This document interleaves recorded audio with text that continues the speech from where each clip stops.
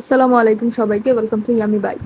আজকে আমি আপনাদেরকে আমার অর্ডারের করা একটা চকলেট ওভারলোডেড কেকের ডেকোরেশন দেখাচ্ছি।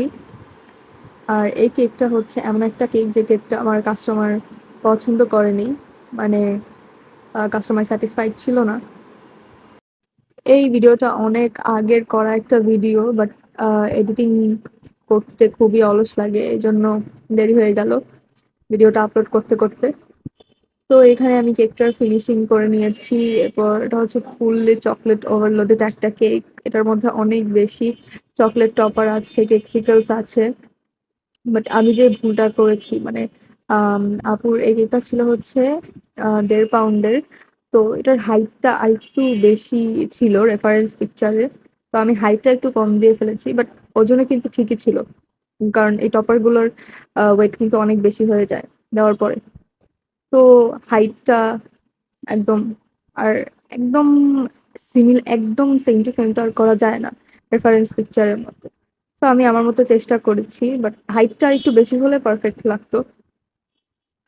আর এই সবগুলো টপার কিন্তু আমি নিজেই বানিয়েছি বাসায়। তো আপু বলেছিলেন, মানে আর আরেকটা ভুল হচ্ছে, আমি আপুকে আগে পিকচার সেন্ড করিনি। তো যখন ডেলিভারি দিয়েছি, এটা হচ্ছে শনিয়াকড়া থেকে আপু পিক করেছিলেন।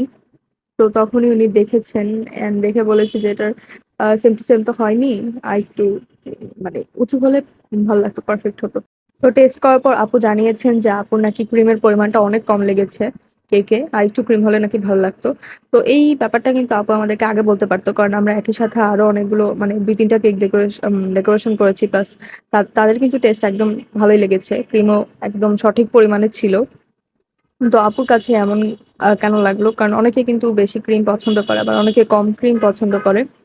তো আপনাদের আসলে আগে থেকেই জানিয়ে দেওয়া উচিত, বা আমি এখন থেকে জিজ্ঞেস করে নেই সবার কাছ থেকে যে ক্রিম বেশি দরকার নাকি কম দরকার।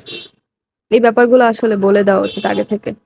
তো আমি আমার মতো অনেক চেষ্টা করেছি এটাকে একদম পারফেক্ট করার, বাট হয়নি, আর আপু পছন্দ হয়নি। তা আপু বলেছে পরবার আবার নিবেন।